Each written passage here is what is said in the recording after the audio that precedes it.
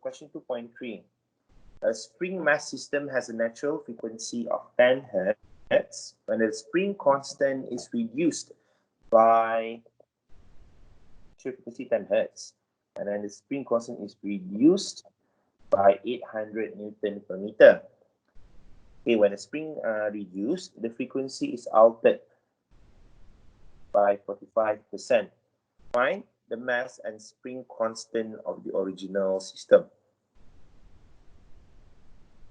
All right.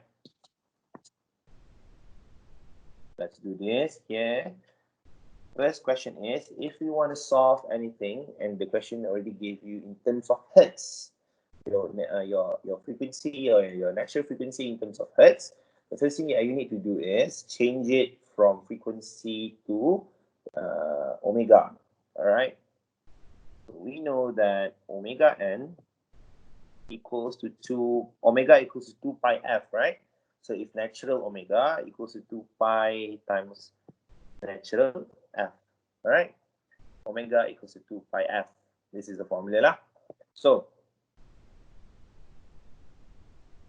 omega n equals to 2 pi. The frequency given in this question is 10 hertz. So 2 pi times 10.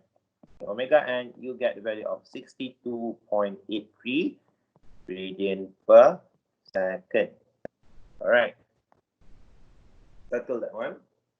And then the question said that the spring constant, the K, is reduced by 800 Newton per meter. Once the spring constant, the K, is reduced by 800, the frequency itself is altered by 45%. So find the mass and spring constant. They want the M and we want the K. So we know that the formula for omega equals to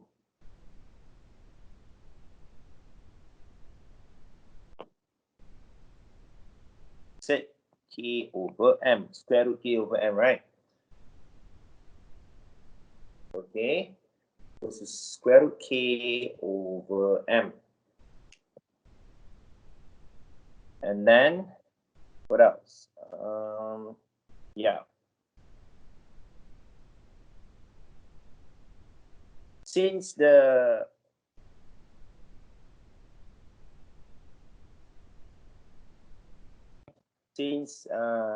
spring constant is reduced by 800 now, what else will be reduced resulting from this? If K is reduced, omega n also will be reduced. Okay, so from that, we'll have a new natural frequency.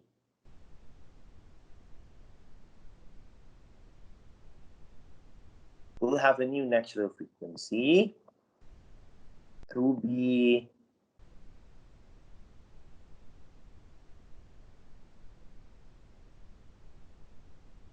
this. The new natural frequency is altered by 45%. Since it is altered by 45%, so you can use 55% of the unaltered frequency. All right. Remember, if the question stated that the frequency is altered by 45%, so you have to multiply your original frequency with 0.55. Okay, because the ones altered is 45%. So the ones that is unaltered is 55%. So multiply with the original answer that you have before, the original omega n. So the new omega n, you get the answer is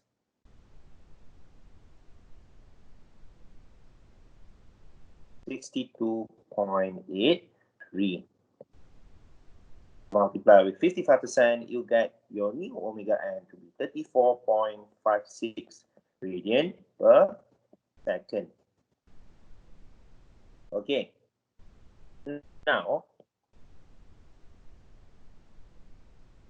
you know that your new omega n also equals to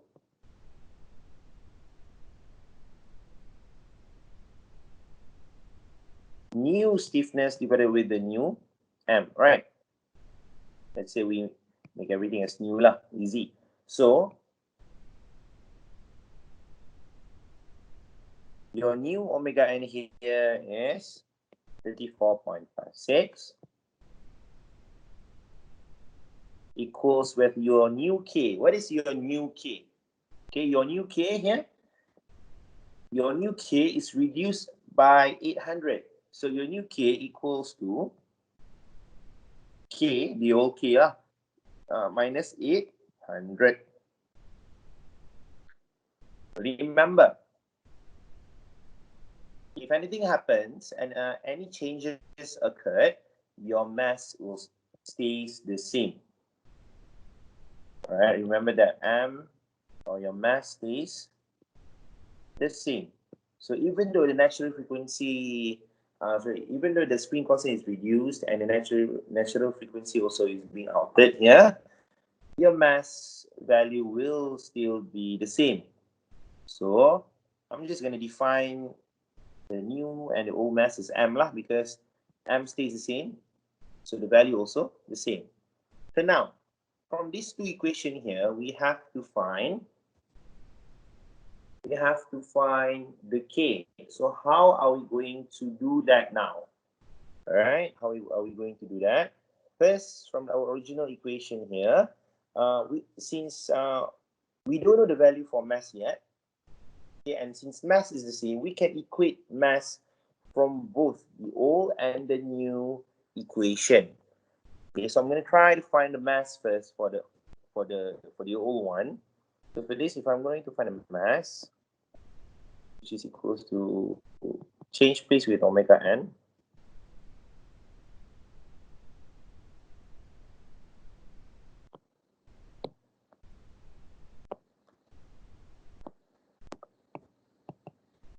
And omega n is 62.83. Okay.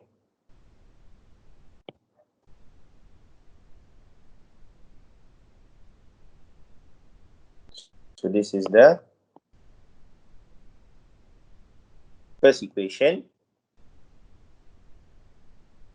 And I'm going to change these two into M.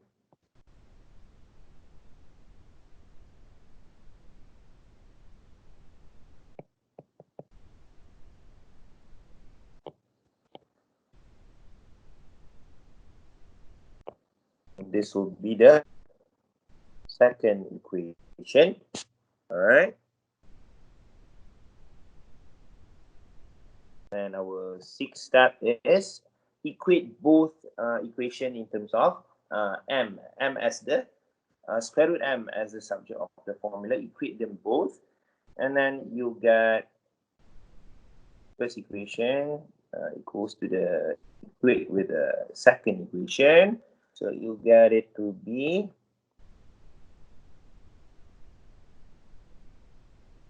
the first equation equals to the second equation. Remember, we can do this because M is the same between the old and the new one. So I'm not going to show you detail here right now on how to solve for the K, but as usual, after the class, I'll give you the PDF file for the tutorial solutions later on, so you guys can catch up whatever you guys are missing. If you guys didn't quite manage to write the solutions on your own because the slide is going too fast, I'm going to send all the PDFs there. In that particular PDF that I'm going to send there will be a full calculation on how to get the K lah later on. You guys can see over there. But from here, once you guys equate the first and second equation, you'll get K to be 1147.05 Newton per meter. Okay, once you solve this K, once you equate for both equation. Now, you've already find the value for your spring constant. Once left is you have to find the mass. Okay, the mass, you have to find the mass. How are you going to find the mass? You already have the value for your K, right? So you can either substitute your K back into the second equation to find the M, the mass, or you can substitute your K back into the first equation to find also the mass. whichever that you want to do, you'll get the same answer for both. So since equation number 2 is quite lengthy, so I don't want to substitute k inside that equation. I'm going to substitute in the simpler equation, which is equation number 1. Okay, just substitute k inside here. So substitute last step. All right, substitute.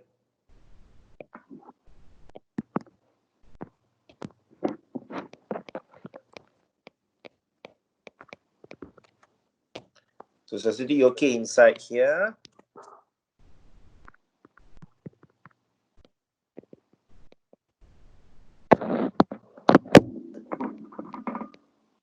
So once you substitute, and then you can find your m to be 0.2906 kilogram.